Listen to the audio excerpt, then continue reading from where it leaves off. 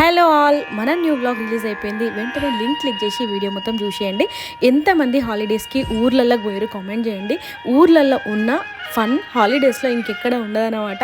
So అందరు చుట్టాలు, friends, వాళ్ళ పిల్లలు అందరూ కూడా వచ్చేస్తారు కదా.